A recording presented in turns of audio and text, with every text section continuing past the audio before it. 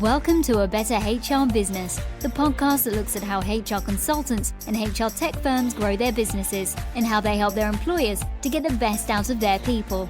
Remember, for show notes and downloads, go to www.getmorehrclients.com/podcast. That's getmorehrclients.com/podcast.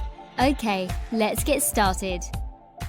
Hello, welcome back to the show. Great to have you along. I'm really looking forward to today's conversation with Dr. Eugene K. Choi. Eugene is a transformational leadership coach who teaches executive leaders and business owners how to achieve and sustain peak performance in high stress, high stakes, and high change environments. With a background in clinical pharmacy, neuroscience, and business coaching, Eugene has helped thousands of entrepreneurs and executives optimize their mindset, reduce toxic stress, and lead with more impact. Hugely important areas. I'm very keen to dive into it. But firstly, Eugene, thanks very much for joining me today. Thank you so much for having me. It's an honor. Yeah, good stuff. And you are in sunny LA County, is that right? Or yeah, I used to work at L County, but I moved to Orange County now. So I'm in sunny Orange County in California now. Yeah. Nice. So we're going to dive into what you do and stuff. But speaking of LA County, I believe the work you're doing and so on, a lot of that has derived or been driven by your experience in the LA County's health system. Can you tell us a bit about that and what led to the creation of what you do now? Yeah, so I've made quite a few transitions. So one of the things that happened was I left New York, where I was practicing as a pharmacist, did a little bit of filmmaking full-time for a little bit, which that was a whole other endeavor that got some cool experience out of that with marketing experience. But then I ended up back in pharmacy for a little bit because I was living the starving artist lifestyle for a little bit. We ran out of money and I managed to get promoted. So here I am, I think less than 2 years of starting as a staff pharmacist in LA County. They promote me to a supervisor, and now I'm managing 6 major hospitals and over 200 clinics in LA County, in Los Angeles County. So I quickly realized, I was just like, oh my gosh, leadership is tough. It's really tough. Honestly, the unnecessary drama, the politics, the bureaucracy, it almost reminded me of high school a little bit. You see all of that stuff happening behind the scenes, which I can imagine like HR deals with a lot too, right? Like on the brink of it, because I've had to deal with HR with various things. But that got me started down this path of like, what does it really take? Like, what does it really take to not just perform at your best, but also to help a team perform at their best? And that led me down this rabbit hole. My healthcare background really helped me because that's when it helped me discover neuroscience. There's actual science and data behind how the brain works, how to help it work better. And one of the things that my filmmaking background helped with was, this is such a complex topic, right? If you go to someone at the dinner table, go, you want to talk neuroscience? So what the filmmaking experience taught me was, how do you take a complex subject and not only make it simple to understand and entertaining to hear, but easy to implement? So that's what I started doing. I started sharing information in a way that's a complex topic, but make it even enjoyable to learn about and apply it in our own lives and experience the benefit for ourselves. And that became a hit. So that's in essence why I left behind that pharmacy life, even though it was a, steady, great income, 6-figure salary, all that stuff. And I left it behind to continue teaching others because it's been working. And you're being modest, but on the film side of things, you've had a few views along the way, right? Yeah. So the reason I say that taught me about marketing experience was we created multiple short films with the group I was working with. They're called Jubilee Media. They got pretty big now. I think they just crossed like an audience of 10 million subscribers at this point. I was with them when they were starting off. So we were creating multiple pieces where we create these short videos on YouTube and they're generating millions and millions of views. So the biggest one I worked on crossed the 23 million view mark. Wow. So that's when you realize when it comes to marketing, whoa, there is a method to the madness. How do you create a piece of information, a piece of content, and express that in a way that people want to share what you shared? That's in essence what going viral is does the thing that you're sharing make other people want to share it too? And then it catches like wildfire and a bunch of people share it, and that's what gets all the views. Yeah, it was definitely helping me with my own marketing, with my business, because one of my articles went viral as well. And that's what enabled me to go full-time in my business. To summarize some of that in my own mind, creating that content, particularly for YouTube or for video formats, it's not just about creating preachy or informative or helpful stuff. It's to make it shareable, that people will elevate their status or make friends or make people laugh or make people learn by sharing it, as opposed to just learning something themselves. That's a powerful message for anyone trying to do any marketing at all. Yeah, I mean, if you really think about it, information's gotten so much cheaper now. The moment AI came out, information became cheaper than before. Because the moment internet came out, I remember having to do a book report with a stack of textbooks. And you're spending hours trying to find that one sentence. But the moment the internet came out and a search engine came out, boom, just like that, you have access to information so much faster. It's so much cheaper. And you don't have to spend as much human power, mental power, and energy and time to find that piece of information. Now AI can think for you. So where does the demand go when in terms of the supply of the information has gone up? It's an emotional demand. In marketing, we have to learn how to tap into connecting with that other individual or that audience. And that's what we learned and practice more. And I think it's going to be more in demand now because information's even cheaper. Why do people get addicted to scrolling social media? It's because they want to feel something. So in essence, when it comes to marketing too, we need to develop that skill because what most marketers do is just throw information at you and hope it works, if that makes sense. Yeah. I remember years ago reading a book called, I think it was First Break All the Rules. It's all about the strengths finder by the Gallup organization and so on. But I remember reading, maybe it was in the opening chapter that the 90s or whatever the Clinton era was, just that era, there was a lot of research and a lot of money being spent. And I think the book called it The Decade of the Brain. And they were saying that there's a lot of energy, but that is more than tripled, whatever, multiple fold increase in the research and so on. So I'm imagining we know so much more on the neuroscience and so on. So before we get into that, what are the challenges and the problems that you help business owners and executive leaders solve when it comes to that world of neuroscience? Yeah. So, a lot of the people we work with have reached a certain amount of success, right? They've considered themselves high performers. They're good at what they do. They can sense and feel this feeling of like, there's another level here that I'm missing out on. Like, what is that extra hidden gear that I'm not tapping into that can produce more exponential results that can leverage and create more opportunity? So that's what I basically help them tap into is once you learn some of this science, you actually find this extra level of performance that you're able to tap into that you never knew you had. It's either that or you were aware that it's there, you just didn't know how to tap into it. So I show the basic science behind how to do that. Life on the daily for most people is an environment of stress. There's a lot of change happening. There's high stakes involved, high pressure. So how do you continue to perform even better despite that outer circumstance you're dealing with or the challenges that you're dealing with? Isn't it just obvious to people that I'm doing X, but I should be doing X plus 1 or X plus 10 or whatever it may be? Shouldn't we just know that and therefore do it? That's the big problem, isn't it? I think the universal thing that a lot of us can relate to is I know what I should do, but I don't feel like it. I know I should eat better to be healthier, but I don't feel like it, so I won't do it. I know I should go work out at the gym to get more physically fit, but I don't feel like it, so I won't do it.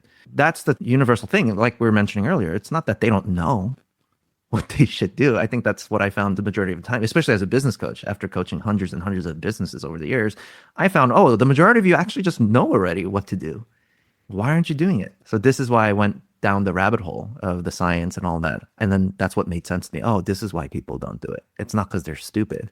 It's because their brain's operating a certain way. If they learn how to work with their brain, they can change those habits. So can you explain a bit on that, both on the negative and on the positive? What is the neuroscience on the negative aspects, such as, self-sabotage, holding ourselves back, not doing enough, whatever it may be, through to the other side of really accelerating the good things or accentuating them? Okay, so we have to go down a little bit of a rabbit hole, if that's okay. Oh, here we go. So here's the first thing we need to understand. So your brain and your nervous system operates in only one of two states at any given time. It's what I call either a survival state or an executive state. Your whole nervous system, it's one or the other. It is actually that simple. So the thing to understand about a survival state is it's when your brain feels threatened in any way. And I'm talking physically threatened.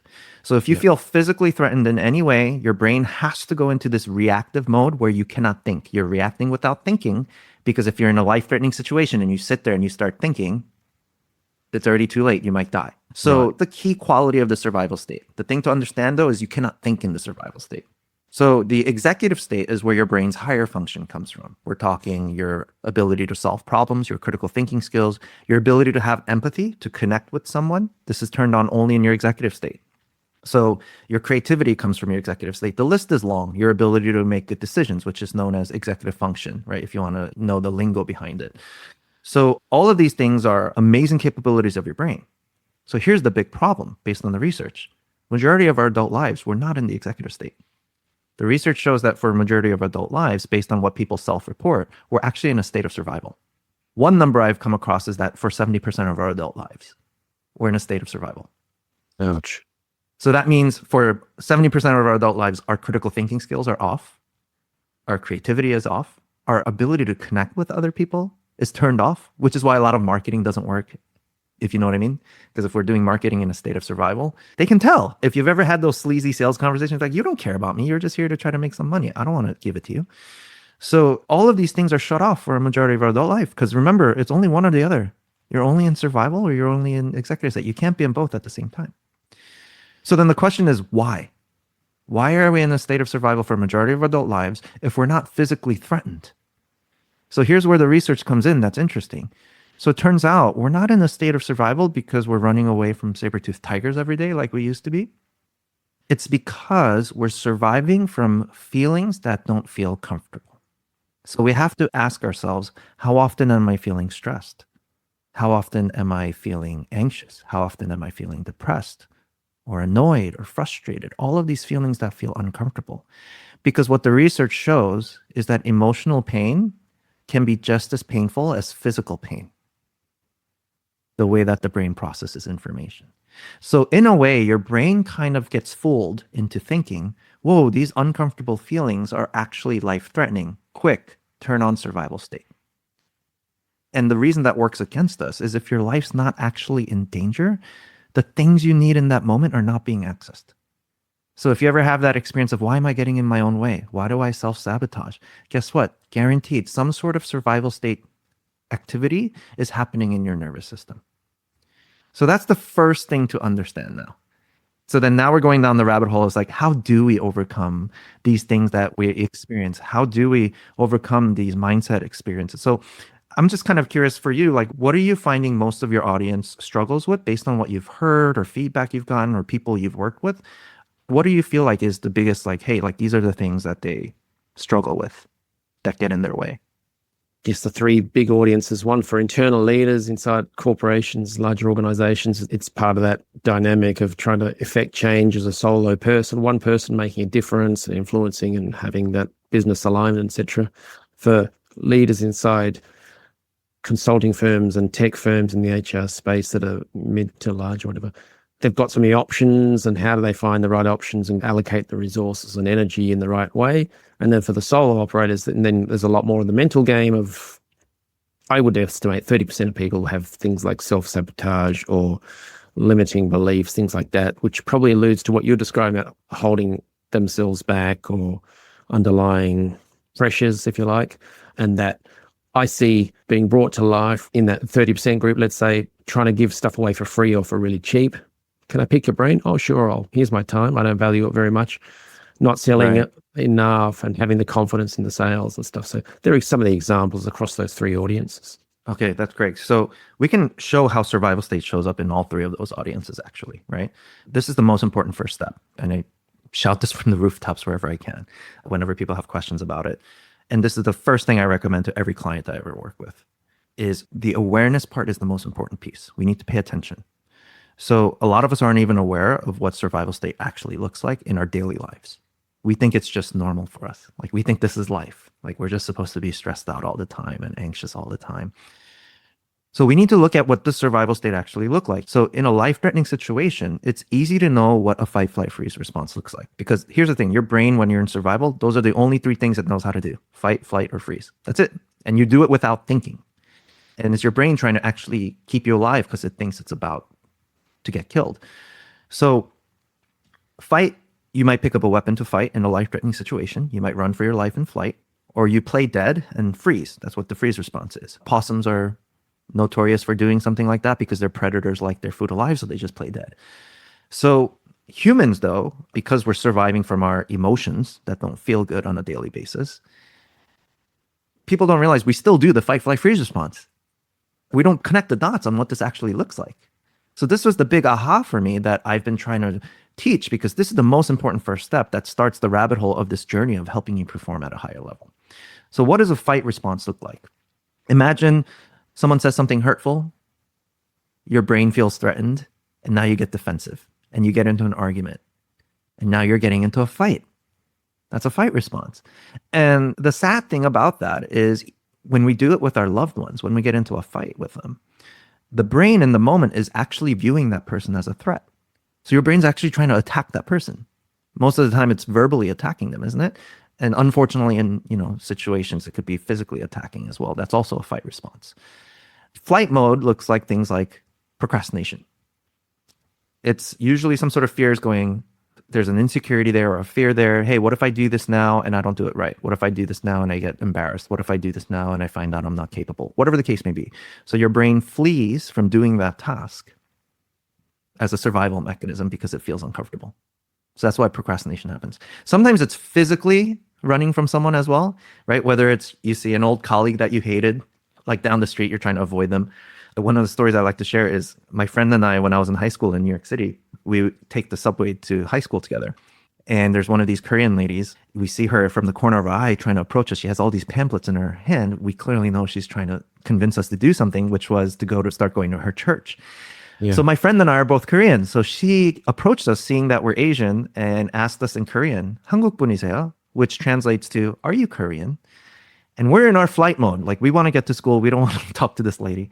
So my friend reacts without thinking and he responds, 아니요, which means no, I'm not Korean. But he just said it in Korean. So this is why we make silly mistakes or stupid mistakes, people would call them, when our brain's in flight mode. We're not thinking. Freeze mode is when we freeze. If you ever see a kid, freeze because they got caught in a lie, it's their brain going, quick, pretend you don't exist right now, and this person maybe will stop bothering you. And the funny part is we do this as kids, but we do it as adults too, right? And I'm sure HR people see that a lot too when they're confronting someone with an issue. You see the freeze response when they get caught. So here's the thing though, it's just like it gets more subtle. This is the part where it goes deep because I want people to practice this every day of their lives, because guess what? Awareness is the thing that gives you the power to change. If you have a piece of broccoli stuck in your teeth, how do you have the power to remove that piece of broccoli? Unless someone brings it to your awareness. Someone has to be able to either point it out to you or you see it in the mirror. It's the awareness that gives you the power to change. So this is the exercise that I always emphasize as a step one. Awareness, awareness, awareness. Because guess what? The fight, flight, freeze response gets really subtle. There's more that most people aren't even aware of. What about the fight response? A lot of high performers are actually in the fight response. That's still survival. You're not accessing the higher functions of your brain. So what do I mean by this? People who overwork. That's a fight response. Why do we overwork? Usually there's some need to prove ourselves, that we're worthy, that we're good enough. Why are we working so hard? To prove ourselves. I had a client once that had everything you could imagine. The beautiful home, the multi-million-dollar business. Everything was going for him. He was in the 60s and he's going, why am I still feeling so anxious and stressed out and unhappy, unfulfilled? We're going over the fight, flight, freeze response. And he has this big connect the dots aha moment going, I spent my whole life fighting. I was like, fighting for what? Fighting to prove that I'm better than my older brother. So you see, his older brother was an NFL football player. He was a professional football player. And my client was remembering that when he was in high school, he remembers very vividly his football coach said to him, you're never going to be as good as your brother. Don't even bother trying. And that hurt so much that he spent his whole life fighting to prove, no, I'm going to be better than my older brother. How did he prove it? He tried to accomplish more, get more money, more status. And you see, the thing with the fight response is it always leads to a lack of fulfillment and burnout. And most people don't realize that. So a lot of people are proud that they're in the fight response.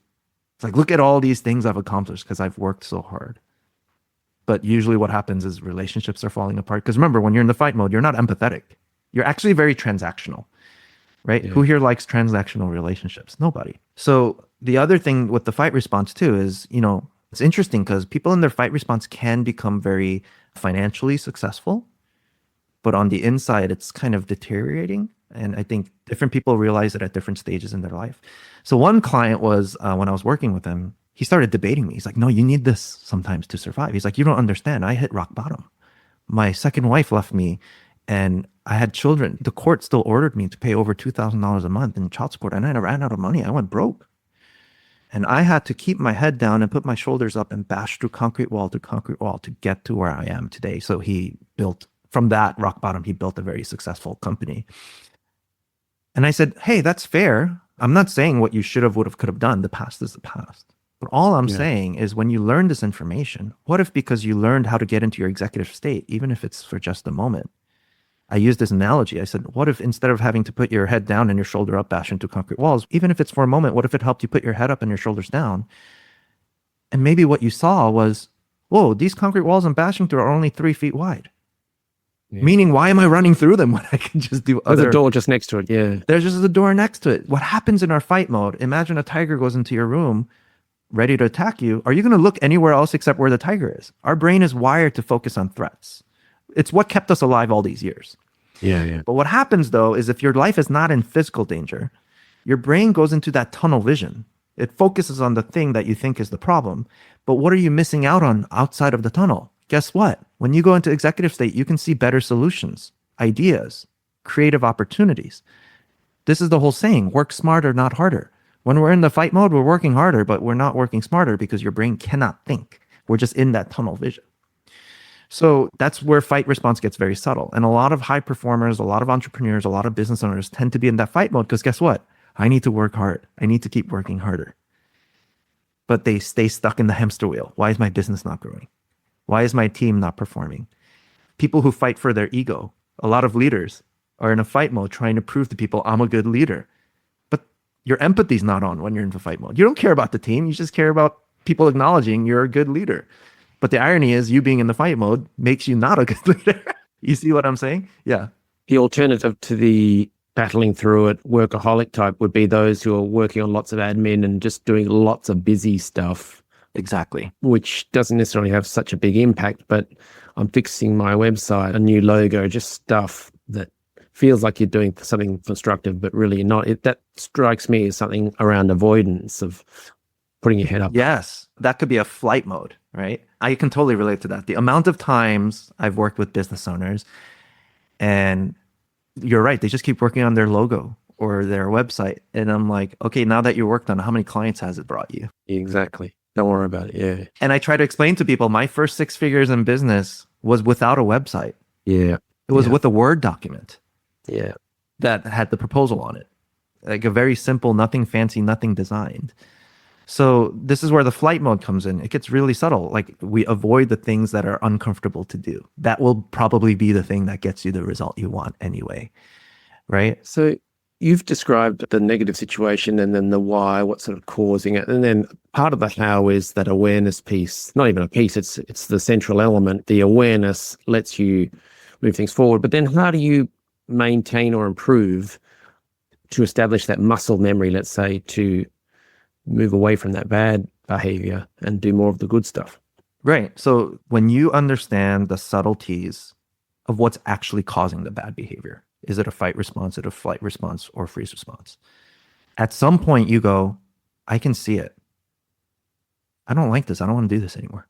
How do I change that? Right? So one is just practice on the daily. Because, for example, like a subtle flight response is when we start numbing ourselves. Everyone does it.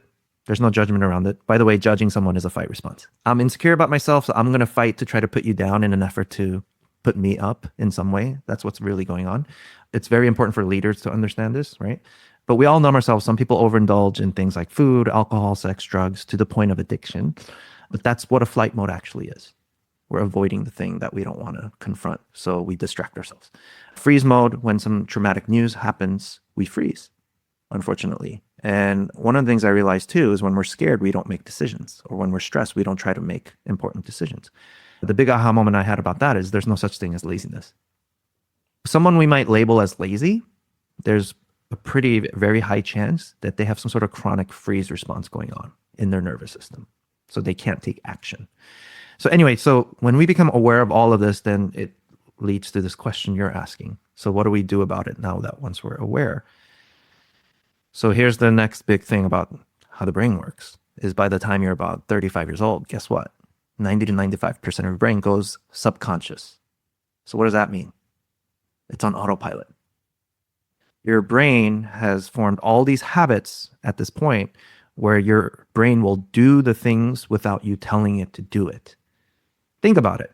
Do you go down the stairs or up the stairs when you go a flight of stairs going, let me think about this. I got to put my left foot out now. Let me put my right foot. We don't do that. We do it without thinking. Most people don't realize the same exact thing applies to our thoughts, our feelings, and our actions. So we think about 70,000 thoughts a day. 90 to 95% of those thoughts are the same thoughts as the day before. Majority of these thoughts are actually negative thoughts about ourselves. What state does that put us in? Survival or executive state? So we're thinking the same thoughts every day. We're also feeling the same feelings every day. Your body, just like it can get addicted to a chemical drug, like a recreational drug, such as heroin, cocaine, whatever the case may be. Most people don't realize our feelings are chemicals too. We get addicted to the feelings of our chemicals. Because what's happening is the moment you have a thought, if you put a brain scan on someone's head, guess what's happening? There's electrical activity happening in your brain. And the brain cells are communicating through electricity. It's making its way down your spinal cord. Between your nerve cells, there's chemicals coming out to communicate with the next nerve cell. So it makes its way down your spinal cord, hits one of your hormones, your hormonal centers, and it releases a hormone. And now you're feeling the feeling of that hormone. So what does that mean? Imagine you're just an angry person. You tend to be an angry person that thinks a lot of angry thoughts. Your brain is conducting electricity, eventually hitting your adrenal glands, and now it's releasing adrenaline when you're angry. So you're feeling the feeling of anger. You see what I'm saying? So what happens though, you do that enough times, you feel the feeling enough times, your body without thinking goes, this is my normal feeling. Stress is the normal feeling. Anger is the normal feeling. Frustration, now it's addicted to that feeling. So what happens in the morning, for example, is you wake up, if you're an angry person, then your body's going, hey, I don't have my anger. Just like a drug addict. Hey, brain, I need my fix of anger. Can you give me my anger? So now you might think about all the work you have to do today, the in-law that you don't like, or the boss you don't like. And all those chemicals are coming through your body, and now you're feeling the feeling of anger. And while you're going, oh, I'm so frustrated, I'm so angry, your body's going, oh, this feels so good, I got my fix. So we get addicted to the feelings too. And guess what? We act based on our feelings. This is the whole thing we were talking about earlier. We know what's good for us, but because we don't feel like it, we don't do it. So we're very emotional beings. This is what makes us human, but it's the feelings that drive the behavior. So if we're feeling a state of survival, guess what we're doing? The behavior is not an action. It's a reaction.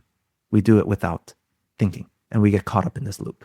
Oh, I know I should grow my business, but I'm feeling anxiety. So I'm not going to do the thing that's going to help me grow my business. So what if you know this? What are the steps or things you can do to flip that switch? So this is where the rabbit hole goes deep. There's short-term work you can do. There's like the quick tips. Like for example, one of the things I always recommend in the short term, like when you're in the moment, when you're aware I'm in survival right now, what can I do? There's an example, something called name it to tame it. It's in the psychology world. So what that means is name your feelings to tame your feelings. So UCLA out in California did this study once where they had a group of people. They would show with brain scans tied to their heads. The researchers would show them photos of people's faces in survival state emotions. So we're talking anger, anxiety, depression. The moment they show the photo to the individual, guess what happened? Their survival state brain started turning on. But what happened was the researcher said, can you tell me what feeling this person is feeling in this photo? The moment they named the feeling, oh, that's anger, that's sadness. Guess what happened? Survival state brain turned off, executive state brain turned on. Why does this happen? It's because in order to label something, it requires you to think about it. Remember, our brain can't think when we're in survival. So when you just simply say, oh, I'm feeling sad, I'm feeling frustrated, I'm feeling anxious, you're literally turning on this executive state brain, where also is where your emotional regulation centers are located. Your ability to regulate your emotions are all there. You're calling on it to turn on and calm your brain down so the higher functions of your brain can turn on. So something you can do anytime. Oh, I'm feeling sad, I'm feeling anxious, I'm feeling joyful. And one of the important things too is how you describe it. There are people who say, I am sad. The phrase I am is a declarative statement. You're saying like it's like your identity. It's permanent. Yeah. I am sadness. Yeah. So if you just switch that language to I'm feeling sad, it helps your brain acknowledge the impermanence of the feeling, because feelings aren't permanent. Sometimes you feel sad, sometimes you feel happy. Feelings come and go. The other one is, this is why people say take deep breaths. When you take deep breaths, you're actually tickling something called your parasympathetic nerves at the bottom of your lungs, where your diaphragm is. And it's signaling to your body, like, I'm not being physically harmed right now. You can calm down.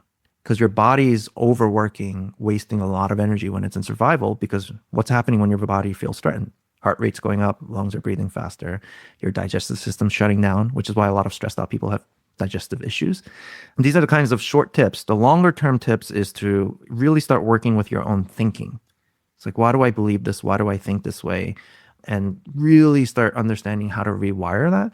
That's the rabbit hole I've been going down with a lot of my leaders. Is like, how do you actually transform culture? How do you transform a personality?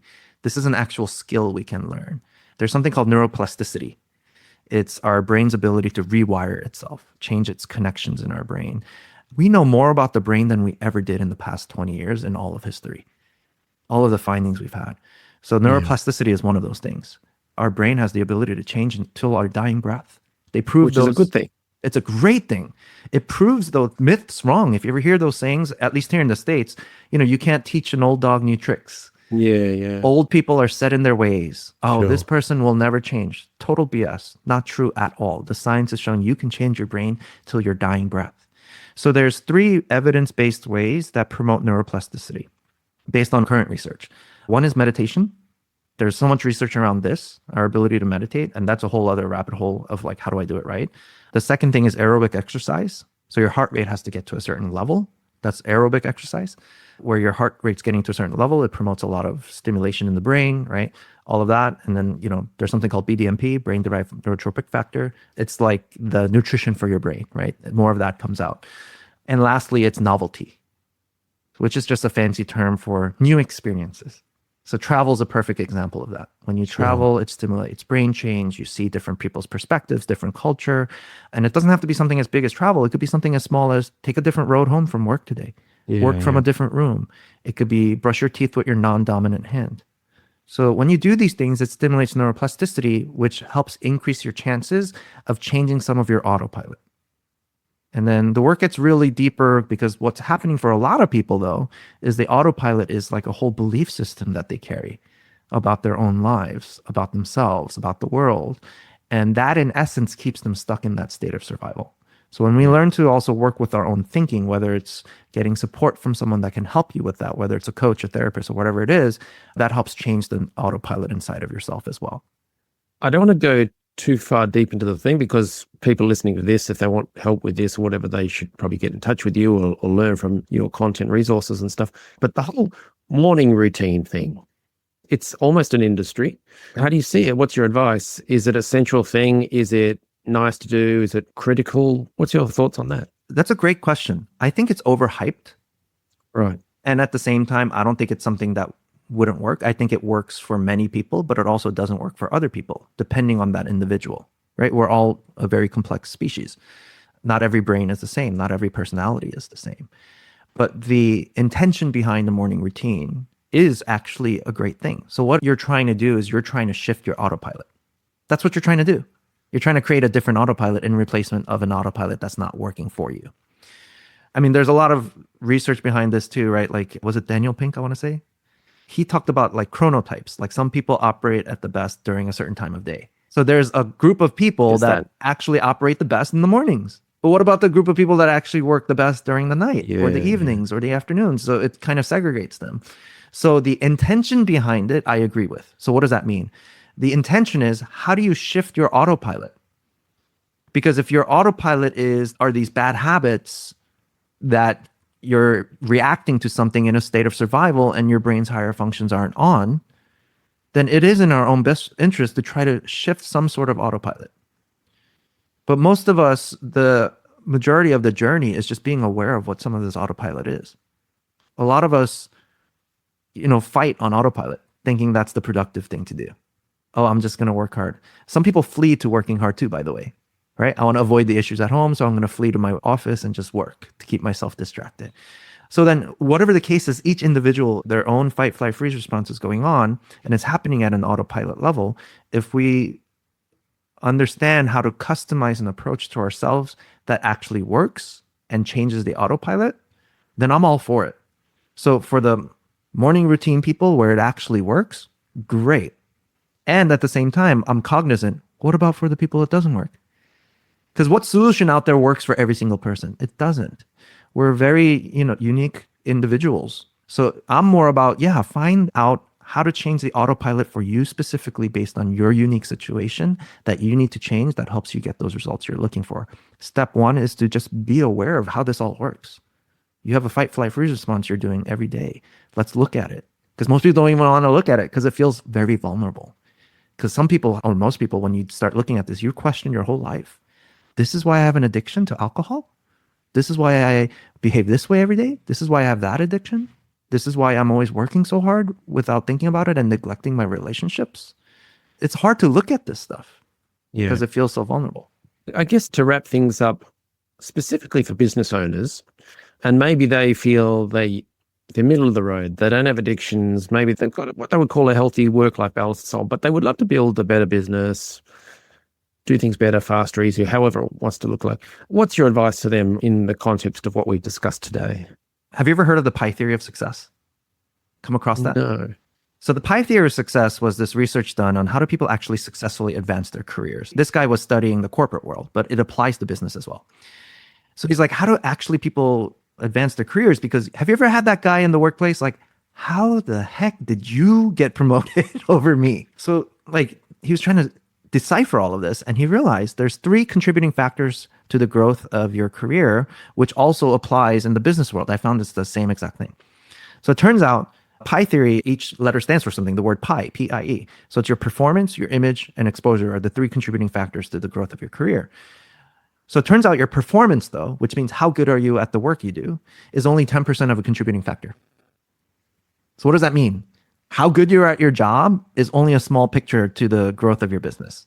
Wow. It's a basic requirement. Like, yes, be competent at your job, because if you're incompetent at your job, like people are going to stop hiring you. But most people emphasize the performance. Oh, I just need to take another course and study more. I just need to work harder. I just need to show people I can work harder. But it's not as big of a contributing factor as most people think to the growth of your business and to the growth of your career too, if you're in the corporate world. So it turns out your image is 30% of a contributing factor. How people perceive you. Do I like you? Do I not like you? So if you really think about sales calls when they're getting closed, that's where most people are really doing in the back of their heads. Like they don't want to spend too much time on, are you able to do the job? A lot of the focus on the brain is, do I trust this person? Do I like this person or not? Would I be willing to sit down and have a meal with this person and talk to this person? If they don't like you, they're not going to hire you. And this is the vulnerable part. Most people don't want to address the fact is maybe the way you're marketing, people are just not liking it, or they're not liking you, or the way that you're presenting yourself. It's 3 times more important than how good you are at your job. So guess what? That person that got hired, that you're like, how the heck did you get hired? It's because whoever had the decision-making power liked that person more than you. I'm sorry. And I can attest to this as a former manager too. If I had to choose between a guy who's very qualified, looks very smart, everything looks great on paper, but I'm sitting with you and the way you're coming across to me in a social interaction feels really off, my brain's going, do I want to spend 40 hours a week with this person? If the answer is no, I'm sorry, I'm not hiring you. But compare that to the person who might not be as impressive on paper, but 3 people within my team are going, you really need to take this person. They're really good. Like I can vouch for this person. Through that secondary trust, I go, you know what? I'll give you a shot. And they end up usually being the ones that help produce the most results anyway, compared to the one that looks great on paper. So this is why image in the world of business, that's called branding. Branding is so important. How you come across to people. And guess what? If you're in survival state all the time, the way you come across to the market, you'll never expand that aspect. Yeah. They're not going to like it. They're not going to resonate with you. If anyone's ever been part of an uncomfortable sales conversation where someone's trying to hard sell you something, you know how that feels. That comes off a certain way. That's why you don't like it. And you know you're never going to pay this person money. I hate to say this, but you're doing the same exact thing to people in your marketing if you're operating from a state of survival. They can sense it. They can feel it. It's our prerogative to make sure that we teach ourselves the survival state stuff and be aware of it, because it'll come across in your branding, by the way. What was the E in PI? Sorry. Exposure. Oh, exposure. So if people don't know you, how are they going to give you the opportunity? You could be the best performing person, the most likable person in the world, but if the right people don't know who you are, how do you ever get the opportunity? And a lot of people don't like networking, putting themselves out there, meeting people, because guess what? It's all a vulnerable process. So our brain just goes into survival mode. You might hold yourself off in flight going, I'll just stay home instead of trying to meet these people or take this chance or try this new thing. Our survival state behavior wants us to keep things familiar. We don't like going into unknown territory. You stay in one spot. You don't go into uncertain territory. You don't get killed by a wild animal. There's no risk of that. I'm that guy. I would stand against the wall at a networking event, or if I did get the courage to speak to someone, I would then have a cup of tea or coffee with them for the next hour and not speak to 10 people. But when I first launched my HR consulting business, I was doing that. But the world has moved on in such different ways that here we are talking on video with audio, and there's content. There's all sorts of different ways of getting that exposure without having to be slinging awkward, icky ways that don't necessarily match your style. If you are good at networking and you love getting into that, then fantastic. But there are so many other options. So I would hate for someone to hear that word E for exposure and go, oh gosh, that's me out. Yeah. And I agree with you. I'm that guy too. I'm actually a very private person. I'm very introverted.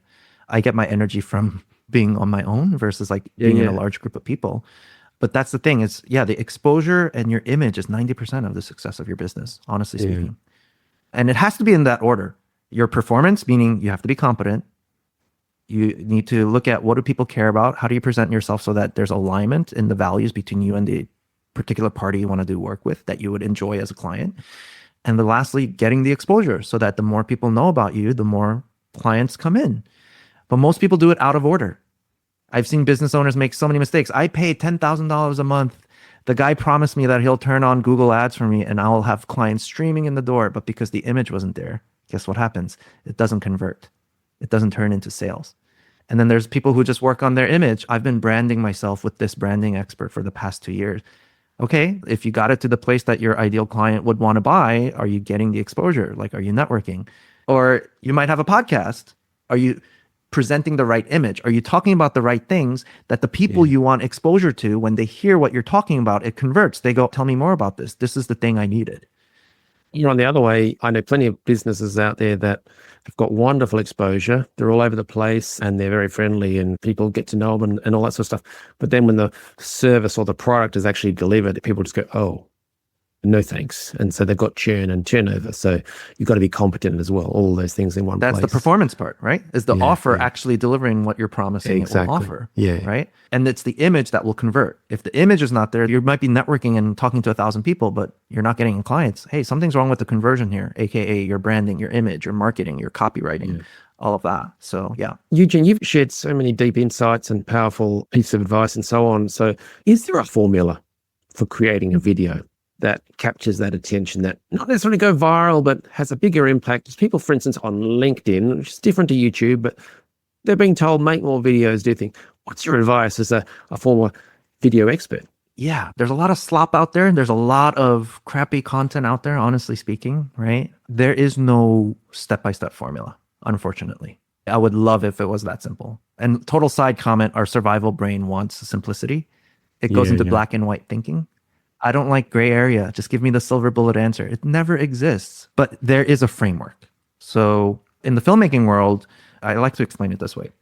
So here's what a producer does in the filmmaking world. There's lots of different types of producers, but view it like the COO of a company. It's very operational. You're getting the tasks done, you're arranging things. So, a producer on a film can do various responsibilities, whether it's I figure out where we're going to film, the location, the logistics. An executive producer helps you figure out how are the cast and crew going to get paid. Other producers find the cast and crew, like I need to get the people together. So it's very logistical. So there is structure to a viral type content. We don't need to go into too much detail, but there's different types of frameworks people give. Make sure there's a hook, like something that attracts attention in the first 5 seconds.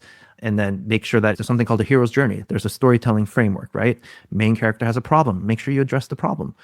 If you don't talk about the problem, people aren't interested. This is why every movie you ever watch, guaranteed, it's a screenwriting rule 101. In the first 10 minutes, the audience should know what the big problem is. Guy wants to get the girl, a villain came out and is about to end the world. Whatever the case may be, our biological brains wants to know they're threat focused. Because if you have a story that's just all success and everything's happy, it's a boring story. So you need to get to the problem as quick as you can so that people go, oh, I know what's in it for me. I have that problem. I need this solved. And then you show them the solution, and always end with a call to action in the marketing world is call to action. Follow me. What is the next step I can take? Do this today. Take this one small step. So there's structure, okay? Like I'm just giving a very basic, brief, high-level overview. So now once you have the structure of your content done, let's say you scripted something out, you gave yourself the bullet points of talking points. The most important part, in my opinion, is what the director does. Because otherwise it won't convert. So what do I mean by this? What does a director do? One of the most important roles for a director, or my assistant director shouts action on the set, or if you're a small film, the director says it. The moment someone shouts action and the actors are performing, the director's sole responsibility is to be so focused on the performance, the emotional performance of that scene. Because the question you're answering in your head is this moment moving enough that when the viewer watches it, they will be emotionally moved in some way. Am I going to laugh? Am I going to cry? Am I going to connect with the character? So remember, AI just made intellect and information so much cheaper. I can foresee the demand for emotion going up. This is why motivational speakers get paid so much more money than a college professor who just touts or regurgitates information from a textbook. So our ability to focus on that will be the thing that makes or breaks something going viral. So the emotional shift, does it create an emotional shift in the viewer in some way? Yeah, you can just teach something, but how many people love it when they have a professor and they're sitting in a class and it's like the most monotone? You see what I'm saying? So the emotional performance of your content is very, very important. It could be something as big as a big plot twist. It could be something as small as a joke that made you laugh. Is it creating an emotional shift in your viewer? Because it creates connection between your ideal client and your brand. They feel like they're relating to you. And these days, marketing's gotten so much harder because there's something in marketing called the rule of 7, which basically is someone needs to be exposed to your brand, who you are, at least 7 times before even remembering it a little bit, or even before even deciding to trust you or not. It's now become the rule of 7 hours. What I mean by that is someone needs to have spent at least around 7 hours with you to even decide, do I like this person? Do I trust this person? Can I relate to this person? But who here has 7 hours of time to spend with every single potential client that you have? It's impossible. This is why we live in an age now. It's so amazing that we have technology. You can record one piece of content. Multiple people can watch that at the same time and spend their 7 hours with you if you eventually build out 7 hours of content, let's say, for example. That's why long form podcasts have become popular. You see what I'm saying? It's a 2-hour long episode and people are listening to it because guess what? Rule of 7 hours. I just spent 2 hours with you and it felt like I spent 2 hours with you in the room, even though I wasn't there. So I think this is where the demand is shifting towards. People want authenticity. People want the genuine relationship, especially in a digital age where you don't even know what's real anymore. Some of these videos are so true, amazing at how good quality they are and convincing they are. But anyway, that emotional aspect, and the connection. So true. If people want either to work with you, get your help, maybe for an organization or for themselves personally as a business owner, what should they do next? Yeah. So, the awareness piece is step 1 in my process. Step 2 is the training piece. So this is where the science comes in. If you want to learn a lot more deeper on the science of how these things work, so you can see more results in your life, change the autopilot. I do have an online community that I launched. It's called Neurohacking School. That can be seen on neurohackingschool.com. It's a membership group. We meet once a month. There's online modules I've recorded of everything that I teach. And for the business owners, I do a live in-person mastermind group for business owners once a month here where I'm at in California. And I just recently started putting it online and making it accessible to the online community. So that's kind of the body of work that I've been working on to help empower more people to learn for themselves. How do I get out of the survival state? How do I develop the skills to change the autopilot so that everyone can together engage in step 3 of the process, which is implementation? If you don't do the things that you learn, right, you don't see the results. Correct. Could you call out the website again? Neurohackingschool.com. Well, Eugene, thank you very much. I really appreciate you sharing your ideas and support there. And for listeners, I would highly recommend you get in touch with Eugene via his website and check the show notes for the details. But Eugene, thank you very much again. Thank you. Thank you so much for having me. It's been a pleasure. Thanks for joining us today on A Better HR Business, the podcast that explores the world of HR consulting and HR tech businesses. For show notes and downloads, go to www.getmorehrclients.com/podcast. That's getmorehrclients.com/podcast. Remember to subscribe and share the show with any friends who are busy growing a HR business. Thanks and see you next time.